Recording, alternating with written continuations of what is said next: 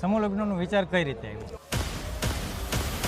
આ આયોજનને લઈને ક્યારેય તમારી વચ્ચે અથવા તો તમારા વડીલો તમારે કોઈ વિવાદનો સામનો કરવો પડ્યો? કાંઈ સામાન્ય લગ્ન અને સમૂહ લગ્ન એ બેમાં ફેર? એ દાતાએ 1,51,000 રામ ભરોસે આપ્યા. એ પણ 117 સ્વયંસેવકો મળી ગયા. અમે અમારું ગ્રુપ હતું કોરોના વખતે એક ટિફિન સેવામાં શરૂ કરી, પણ નથી થઈ શકતા. દેખાદેખીના જે પ્રશ્નો છે. આ વર્ષે 11 દીકરીના જે લગ્ન કર્યા હતા એક સફળતાપૂર્વક આયોજન કરેલું, અને આ બીજા વર્ષે જે આયોજન કરેલું છે એ જનશક્તિ ફાઉન્ડેશનના નિકુલભાઈ રામાણી આપણી સાથે છે. આપણે એને સમૂહ લગ્ન વિશે થોડા ઘણા સવાલ જવાબ કરીએ. તો પહેલાં તો નિકુલભાઈ ખૂબ ખૂબ ધન્યવાદ તમારો કે અમારા ઇન્ટરવ્યૂમાં ભાગ લેવા માટે. થેન્ક યુ, આભાર. તો પહેલાં તો તમને જણાવો મને કે તમારું જે ટ્રસ્ટી મંડળ છે સમૂહ લગ્નનો વિચાર કઈ રીતે આવ્યો? અત્યારે કોરોનાની પરિસ્થિતિ જે ગઈ પછી, કોરોના પછી અમે જોયું કે 25-25ની સરકારે જે ગાઈડલાઈન આપી હતી એ મુજબ જે લગ્નો થયા એ ખૂબ સફળ થયા, ઓછા ખર્ચામાં સફળ થયા. એટલે એ જોતા પછી અને આગળના સમૂહ લગ્નનો જે અભ્યાસ કર્યો એની ઉપરથી અમને વિચાર આવ્યો કે એક સાથે જો લગ્ન કરવામાં આવે તો માણસનો એક ખર્ચ થાય છે એના ડબલ ખર્ચામાં બધું થઈ જાય. એટલે એ એક મેઇન ફાયદો છે કે સમૂહ લગ્ન થાય અને જે ગરીબ મા બાપની દીકરી હોય અથવા તો માતા અથવા પિતાનો હોય અથવા તો કોઈ પણ કારણસર અનાથ દીકરીઓ હોય તો એમને ખૂબ ફાયદો થાય, એમને ખર્ચો બચી જાય. અને સમાજની અંદર એવા કેટલાય દાતાઓ છે કે જે દાન કરવા માટે ઉત્સાહિત હોય પણ આવી પ્રવૃત્તિ કરનાર કોઈ હોવું. એટલે હું એની ઉપર જ આવવાનો હતો. આ આયોજન જે તમે કરો છો સૌથી મોટો પડકાર શું લાગે છે તમને? સૌથી મોટો પડકાર અમુક સમાજના કુરિવાજો એવા છે કે જેમાં જોઈન્ટ વ્યક્તિઓને થવું છે પણ નથી થઈ શકતા. દેખાદેખીના જે પ્રશ્નો છે એના હિસાબે અમુક માણસો જોઈન્ટ નથી થઈ શક્યા. અમારું એવું કહેવાનું છે કે શરમ સંકોચ રાખ્યા વગર આમાં જોઈન્ટ થવાય, સમૂહ લગ્નમાં જોઈન્ટ થવું જોઈએ. સામાન્ય લગ્ન અને સમૂહ લગ્ન એ બેમાં ફેર?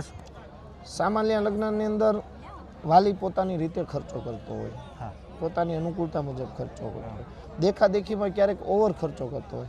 પણ આની અંદર ફાયદો એ છે કે આની અંદર ગરીબ માણસો પોતાની સારી રીતે પોતાની દીકરીની વિદાય કરી શકે છે. આ આયોજનને લઈને ક્યારેય તમારી વચ્ચે અથવા તો તમારા વડીલો તમારે કોઈ વિવાદનો સામનો કરવો પડ્યો? કાંઈ પણ એવું બનાવ બન્યો? નાના મોટા વિવાદો આવતા હોય કે ભાઈ એક સાથે કરીએ તો કેવી રીતે થઈ શકે અને એક સાથે ન કરીએ તો કેવી રીતે થઈ શકે. તો આવા નાના મોટા વિવાદો આવતા હોય પણ એની પર રહી અને અમે આ કાર્યક્રમ બધા સફળ કરતા હોઈએ. શું તમને લાગે છે કે આ સમૂહ લગ્ન એક નવી પરંપરા બની રહી છે? પરંપરા બની રહી છે કારણ કે માણસોની જરૂરિયાત છે. અત્યારે ટાઈમ ઓછો છે, ખર્ચા એવડા બધા વિશાળ થઈ ગયા છે અને મોંઘવારી એવડી બધી વધી ગઈ છે કે આ બધું કરવું ખૂબ અશક્ય વસ્તુ છે. દાન જે સમૂહ લગ્નમાં દાનથી બધું આપણે મેળ કરતા હોય, આયોજકો તો કરતા જ હોય છે પણ દાતાઓ પણ હોય છે. દાનનું શું મહત્વ છે જે દાતાઓ તરફથી દાન આપવામાં આવે છે? આમાં દાતાઓનું દાન યોગ્ય જગ્યાએ વપરાય છે. વાહ વાહ. આજ સુધી સૌથી અનોખું અને મોટું દાન શું તમારી નજરે છે? આ સમૂહ લગ્નની વાત કરીએ ને તો એક સફળ અને ચમત્કાર કહેવાય એવું દાન અમે અમારી કંકોત્રીમાં પણ નાખેલું છે. એક વ્યક્તિએ અમારું આગળનું સમૂહ લગ્નનું આયોજન જોયા, એણે આવ્યા, બધું કર્યું, માર્ક કર્યો, એને દાન આપવો હતો પણ દાન આપવામાં પણ દેખાદેખી એટલી છે. કોઈક 25 આપે તો એની પર કોઈક 26 આપવાવાળો હોય, 26 આપે તો એની પર 51 આપવાવાળો હોય. તો દેખાદેખીથી પર રહી અને એ દાતાઓએ ખૂબ અમે આમ ખુશાલી સાથે કહી શકીએ અને ગર્વ સાથે કહી શકીએ કે એ દાતાએ 1,51,000 રામ ભરોસે આપ્યા. એ પણ એક પણ વ્યક્તિનું નામ નહીં, કોઈને કહેવાનું નહીં, તો જ 1,51,000 આપે. અમારી કંકોત્રીની અંદર રામ ભરોસાનું નામ છે. એટલે એ અમે ગર્વથી કહી શકીએ કે આવા પણ દાતાઓ આપણા સમાજની અંદર છે. એટલે માત્ર દેખાડા પૂરતું નથી, દાન એ દિલથી આપે છે. જે લોકો દાન આપે છે એ હૃદયપૂર્વક આપે છે કે પોતાની જાહેર? ના, હૃદયપૂર્વક. અમે કોઈને ફોર્સ નથી કર્યો. અમારા ટ્રસ્ટીઓ એટલા સક્ષમ છે, નાના માણસો છે, નાના ધંધા રોજગાર છે. અમારા પ્રમુખના હંમેશા પ્રયત્ન રહ્યા છે કે જેટલું જે દાન આપે એમાં આપણે સંકોચ કરકસર કરીને પૂરું કર્યું. આ આયોજનમાં તમે કેટલા લોકો જહેમત ઉઠાવી રહ્યા છો? અમે અત્યારે 10 ટ્રસ્ટીઓ અને 117 સ્વયંસેવકો મળી અને આ આખું આયોજન છે સફળતાપૂર્વક. વાહ વાહ. ભોજન વ્યવસ્થામાં જે છે એમાં કંઈ પડકાર તમને એવું નહીં, લાગ્યું આ ભોજન ચેલેન્જિંગ વસ્તુ છે વ્યવસ્થામાં કે આટલી મોટી જન્મદિવસની હોય? નહીં, જનમેદની કોઈ નથી. શાંતિથી બધાય સ્વયં રીતે હમ. ક્યાંક કાંઈક આડાવડું થાય તો પોતાની રીતે મેનેજ કરી અને પોતે સ્વયં રીતે પોતાનો એક નવો ચીલો કરી અને આરામથી બધા જમી શકે. જે 11 દીકરીના સમૂહ લગ્નનું અત્યારે જે આપણે માહોલ જોઈએ છીએ એનું સંચાલન, જે સ્ટેજ, જે આ ગોઠવણી, આ બધું મંડપ સર્વિસનું, એ બધું કોણ વ્યક્તિ સંભાળે છે, અથવા તો કોણ કેના માર્ગદર્શન અમે હેઠળ થાય છે? અલગ અલગ ટ્રસ્ટીઓએ અલગ અલગ વિભાગની સંભાળ લીધી હોય. માની લો કે રસોડા વિભાગ હોય તો મેં લીધો હોય, મંડપ સર્વિસ હોય તો બીજા વ્યક્તિએ લીધો હોય, સન્માનપત્ર બનાવો ત્રીજાએ લીધો હોય. એવી રીતે અલગ અલગ પાર્ટ પાડી અને એક પણ જગ્યાએ કંઈક કચાશ ન રહે એવું આયોજન અમે કર્યું. તમે કેટલા સમયથી પૂર્વ તૈયારી આજે લગભગ આ આપણે ઘરે લગ્ન હોય ને તો આપણે 6 મહિનાથી તૈયારી કરતા હોય એમ કહેવાય.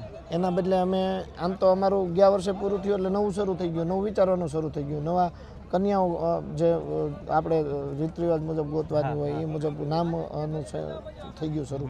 એટલે આમ તો ગણો એટલે ગયા આખું વર્ષથી અમારી કન્ટિન્યુ તૈયારી તો હતી જ. ગોઠવાયેલું જોઈએ નામાં તમે લગ્ન તો કરાવો જ છો, પછી એને જે કન્યા છે, જે વર છે, ટૂંકમાં વરઘોડિયાને બીજો શું બેનિફિટ, એના દસ્તાવેજને એના કંઈ કાગળિયા તમે હા, એના કાગળ અમે મેરેજ સર્ટી સુધી એના જો ડોક્યુમેન્ટ બધાને આવી જાય તો મેરેજ સર્ટી પણ અમે બનાવી. એને સરકાર તરફથી મળતા લાભ? સરકાર તરફથી અમે ગયા વખતે પ્રયત્ન કર્યા હતા, પણ આ વખતે અમે પૂરા પ્રયત્ન કરી અને સરકાર તરફથી જેટલામાં જેટલું વળતર જે મળે છે 35,000 એ ટાઈપનું એનું આખો સ્કેલ મુજબ છે એ અમે મળે એવું પ્રયત્ન કરશું. વરકન્યાના દસ્તાવેજમાં કાંઈ કોઈ દી વરકન્યાના દસ્તાવેજમાં બીજું કંઈ જરૂરિયાત નહોતો, પણ ઉંમર જાતિના માન લો કેટલા વર્ષ છે એના માટે અમે આધાર કાર્ડને એવા સામાન્ય ડોક્યુમેન્ટ લેતા હોય છે. છેલ્લી ઘડીએ કાંઈ સમસ્યા ઊભી થઈ હોય એવો એ કંઈ બનાવ તમને યાદ? ના, એક આ તડકો ને એ જે પ્રશ્ન છે એ બાકી તો કોઈ દિવસ અમને કંઈ નથી.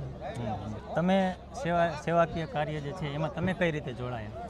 અમે અમારું ગ્રુપ હતું કોરોના વખતમાં, એક ટિફિન સેવા શરૂ કરી હતી. જ્યારે દર્દીઓને કોઈને અગાવાલા કે પોતાનો દીકરો હોય ને તો એ પણ ટિફિન આપવાનો જતો. એવા સમયમાં અમે લગભગ દરરોજ બપોરે 300 અને સાંજે 300 એવા ટિફિન વિતરણ કરવા માટે જતા. વાહ વાહ વાહ, કોરોનામાં પણ કામ કરેલું, બહુ ખુશી મળે છે.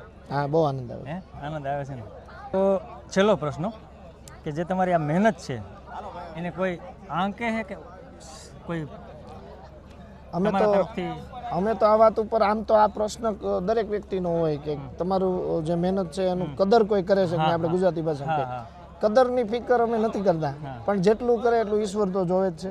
અને એક સાચી સેવાકીય પ્રવૃત્તિ છે, બીજું કંઈ છે નહીં. જે તમે આયોજન કર્યું એક યાદગાર પલ દીકરી બાબત, કોઈ તકલીફવાળી અથવા કોઈ દીકરા બાબતની, એને કોઈ પોતાની પર્સનલ કે એના મા બાપ ના હોય, કોઈનો એવો કોઈ કિસ્સો તમે એવો કોઈ પર્સનલ કિસ્સો નથી, પણ જેટલું મેનેજ થાય એટલું પોતપોતાની રીતે મેનેજ કરતા હોય છે. ખૂબ ખૂબ ધન્યવાદ તમારો, અને તમે આયોજન આવા નવા કરતા રહ્યો, બરાબર, અને અમારા જેવાને આમંત્રણ આપતા રહ્યો. ના, તમે એક સમાજ સેવક જ છો એટલે એ બદલ ખૂબ અમને પણ ખુશી વ્યક્ત થઈ કે તમે ટાઈમ કાઢી અને ભાયાવદર જેટલો દૂરથી એ બધાએ અને દીકરીઓને તમારી યથાશક્તિ પ્રમાણે એક ઘડિયાળ આપી, નામ મળી, એટલે અમને ખૂબ ખુશી થઈ કે તમે પણ આટલું સમાજ માટે ઉત્થાન કરી રહ્યા છો. ચાલો દોસ્તો, તો આ હતા રામાણીભાઈ અને આ સુંદર આયોજન. સમૂહ લગ્નની માન્યતા જે માણસના મગજમાં ઘર કરી ગઈ છે કે આયોજન ના હોય, વ્યવસ્થા ના હોય, એનું આ ઉત્તમ ઉદાહરણ છે. સુંદર આયોજન. Thank you. ચાલો.